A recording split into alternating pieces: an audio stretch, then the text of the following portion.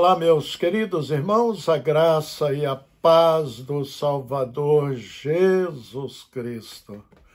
Olha, você que aprecia estudos na Palavra de Deus, acesse o canal da igreja, ali você vai encontrar 257 sermões, mensagens com temas dos mais diversos para a sua edificação. Então, acesse o canal da igreja, ok?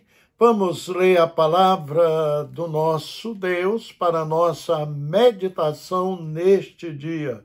Estarei lendo palavras do apóstolo Paulo em 2 Tessalonicenses 2, do 16 ao 17, que diz assim: E o próprio nosso Senhor Jesus Cristo, o Deus e Pai, que nos amou e em graça nos deu uma eterna consolação e boa esperança, console os vossos corações e vos confirme em toda a boa palavra e obra.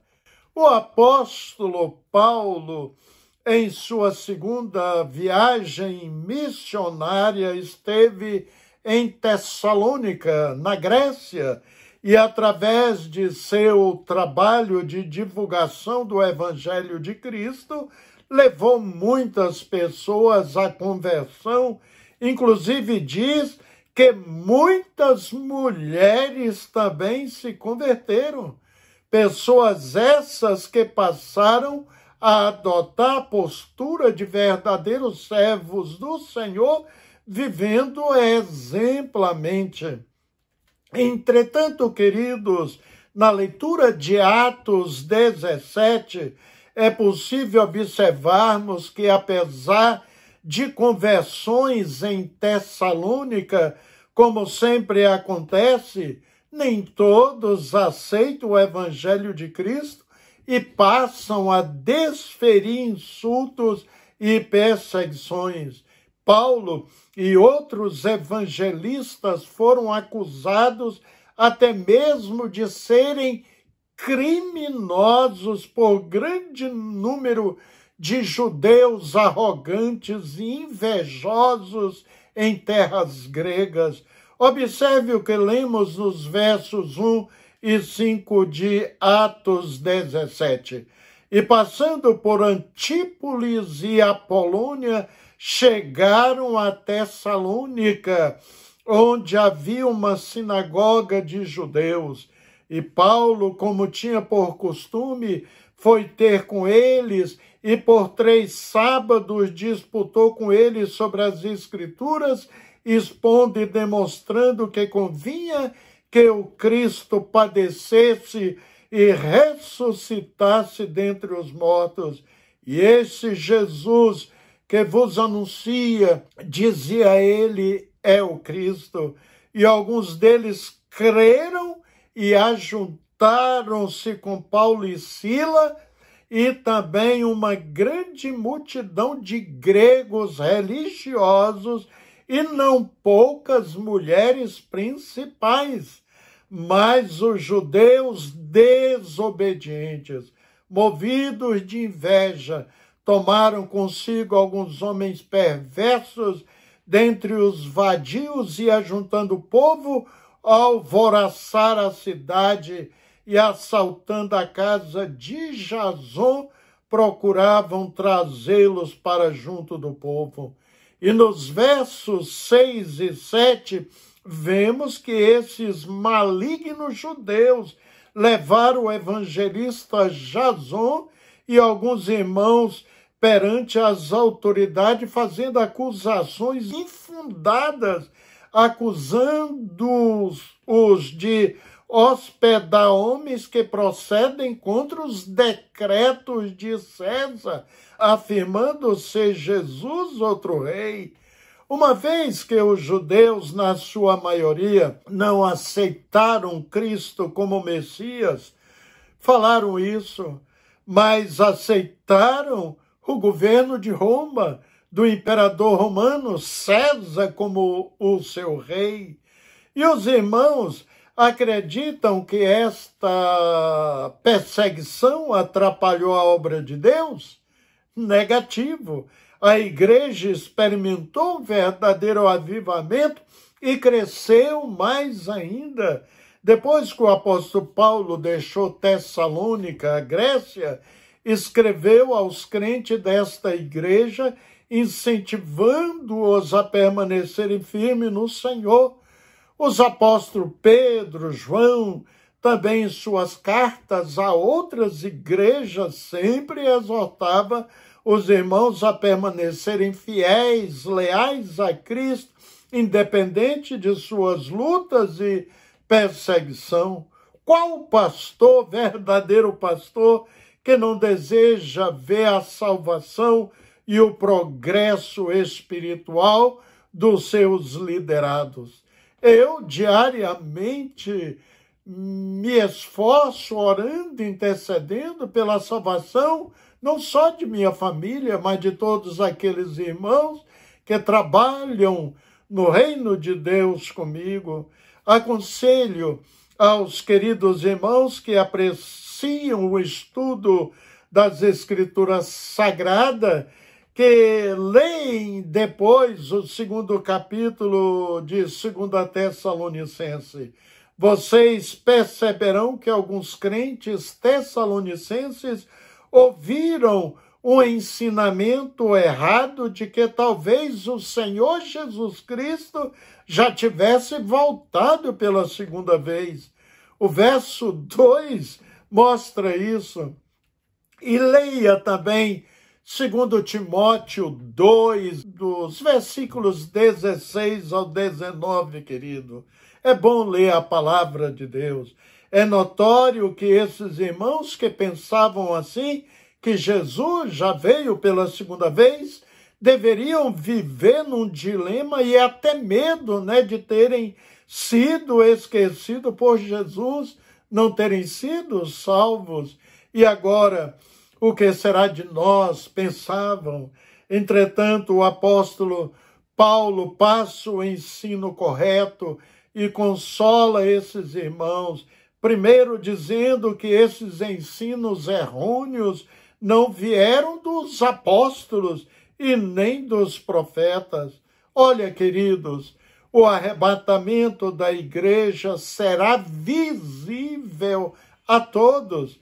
Apesar dos textos de Mateus 24, 27 e Lucas 17, 24 falarem que a volta de Jesus será como relâmpago, dado a ideia que este evento será tão rápido como o relâmpago, então imperceptível e secreto.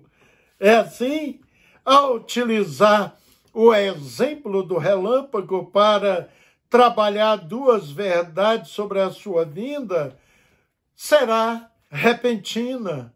Apesar de raios se aproximar do Sol em poucos milésimos de segundo, propagando-se com velocidade cerca de 3 km por segundo, mesmo assim o raio é visível, querido. Ele não é secreto.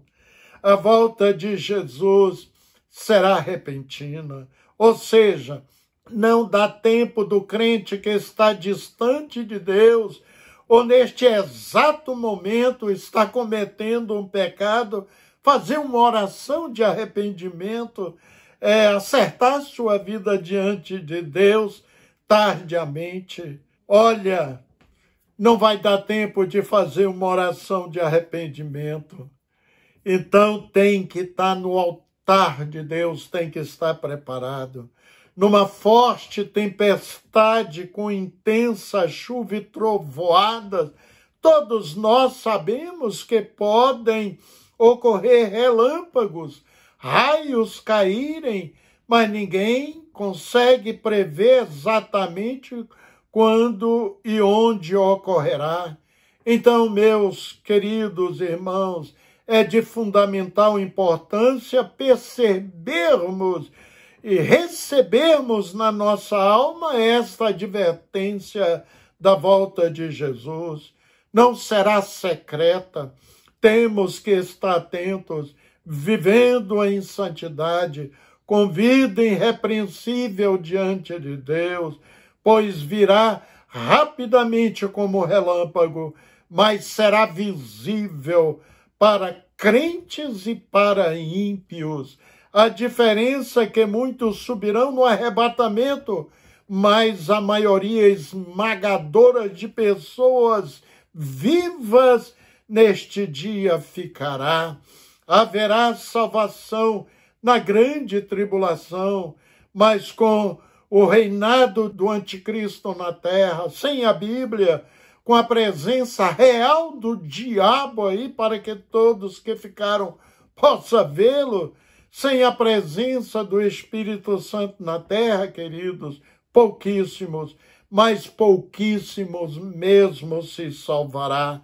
Hoje os pregadores se esforçam muito para as pessoas se salvarem e nada os impedem de aceitar Jesus e se arrependerem, mas negam, não querem com todas as facilidades existentes.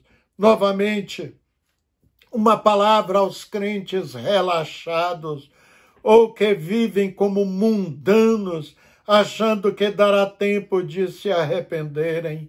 O exemplo do relâmpago é muito claro. Quando ele aparece no céu, ele se mostra esplendoroso, visível a todos, ilumina o céu, até mesmo quando ocorre durante o dia.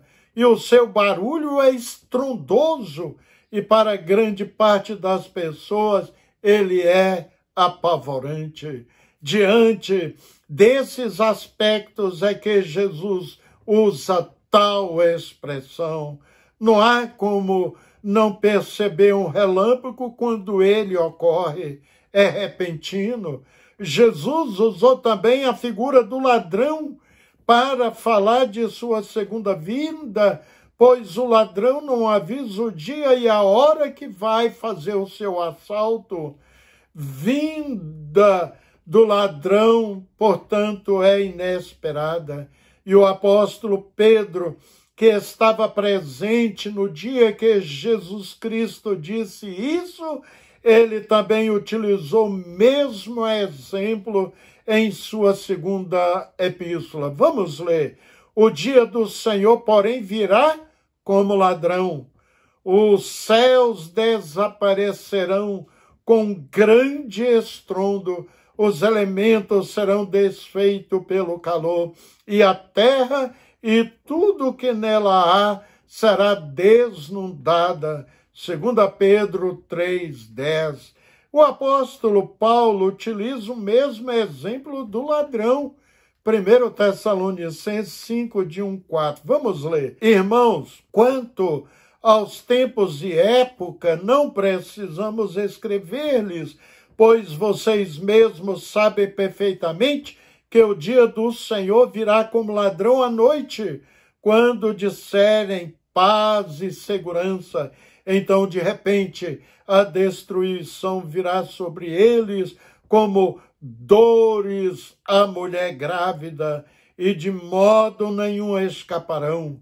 Mas vocês, irmãos, não estão nas trevas para que este dia os surpreenda como ladrão. Então, queridos, após esse ensino do apóstolo Paulo, isso fica bem claro, que não adianta marcar datas e fazer previsões, pois a vinda de Cristo será inesperada como ladrão, porém, quando esse momento chegar, será terrível para os ímpios. No verso 4, Paulo explica que os verdadeiros crentes não serão surpreendidos. Te pergunto, você está preparado? Incrível que Paulo também fala que a vinda do Senhor Jesus virá no abrir e fechar de olhos. 1 Coríntios 15, 51, 53. Então, querido irmão, o relâmpago e também o ladrão e também o abrir e fechar de olhos nos revela que a vinda de Cristo será extremamente rápida. Não dará tempo de se preparar bem, tem que estar preparado, né, para o encontro com Cristo nos ares. E Paulo ensina em 1 Tessalonicenses 4, 15, 18 o seguinte: dizemos a vocês, pela palavra do Senhor, que nós, o que estivermos vivos, os que ficarmos até a vinda do Senhor, certamente não precederemos os que dormem, pois dada a ordem com a voz do arcanjo e o ressoar da trombeta de Deus, o próprio Senhor descerá do céu, e os mortos em Cristo ressuscitarão primeiro. Depois disso, os que estiverem vivos seremos arrebatados com ele nas nuvens para o encontro com o Senhor nos ares, e assim estaremos com o Senhor para sempre. Consolem-se uns aos outros com estas palavras. O arrebatamento da igreja será, querido, um evento visível. Não resta dúvida de que a volta de Cristo será um momento incomparável, um evento de proporções inimagináveis, de grande glória e visível a todos. Observem o que Paulo falou aqui. Leia novamente, depois, querido, 1 Tessalonicenses 4, do 15 ao 18.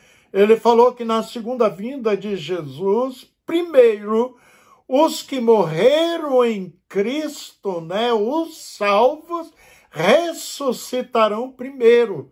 E aqueles que estão na terra, vivos, que serviram ao Senhor, irão subir depois. Então vai ser tudo em questão assim de segundo. Primeiro, os que morreram em Deus.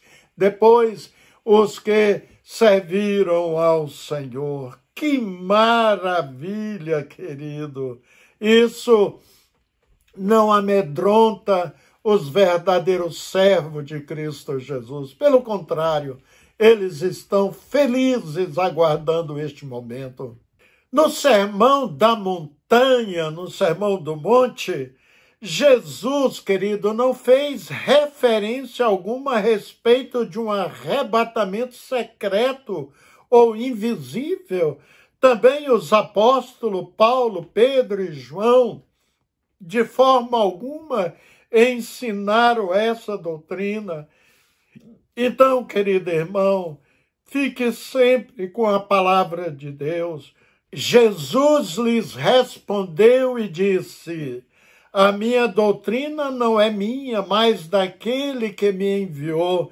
Se alguém quiser fazer a vontade dele, pela mesma doutrina, conhecerá se ela é de Deus, se eu falo de mim mesmo. Eu tenho um apreço muito grande pela palavra de Deus. A leio diariamente, uma vez que ela, queridos, é suficientemente simples para me convencer e converter a todos os que querem acreditar na verdade. Encerro com o texto lido no início. E o próprio nosso Senhor Jesus Cristo e nosso Deus e Pai, que nos amou e em graça nos deu uma eterna consolação e boa esperança. Console os vossos corações e vos confirme em toda boa palavra. Segundo Tessalonicenses 2, do 16 ao 17. Amém. Amado, querido, maravilhoso Deus, é prazeroso, Senhor, estudar a Tua palavra. é um momento singular da nossa vida.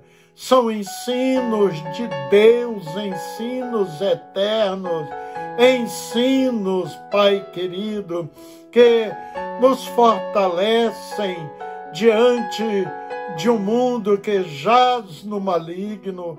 A Tua palavra nos dá ânimo, nos dá força, que possamos amá-la, estudá-la diariamente, Senhor. Aviva esses lares, aviva esses corações, para que vivam intensamente os ensinos de Tua bendita palavra. Novamente, Pai, Te agradecemos por este momento, que o Senhor possa abençoar ricamente os ouvintes, aqueles que assistem o programa, ó Deus, que participam dos estudos da Tua bendita palavra. Em nome de Jesus Cristo. Amém. A todos um abraço e até o nosso próximo encontro com a graça de Deus.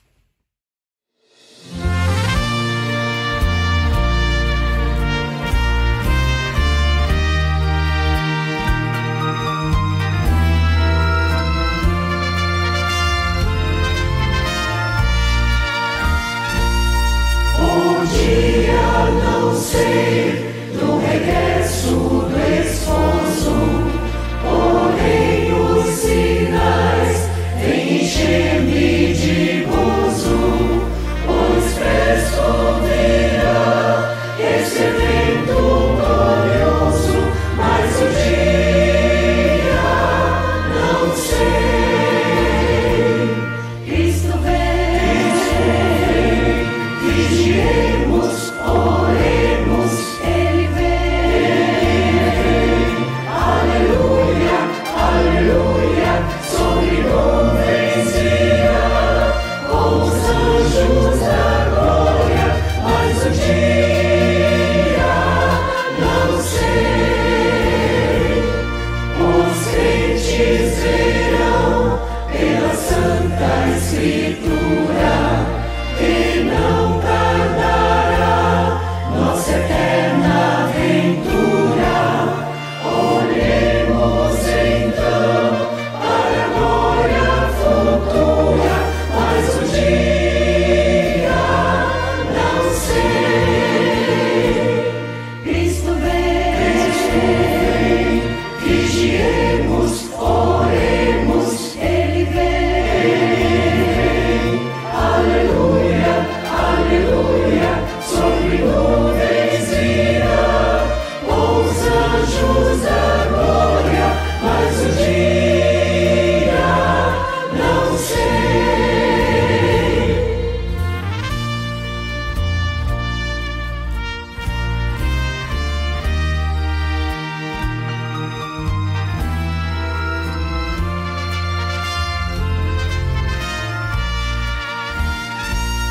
Orar, vigiar, eis a necessidade.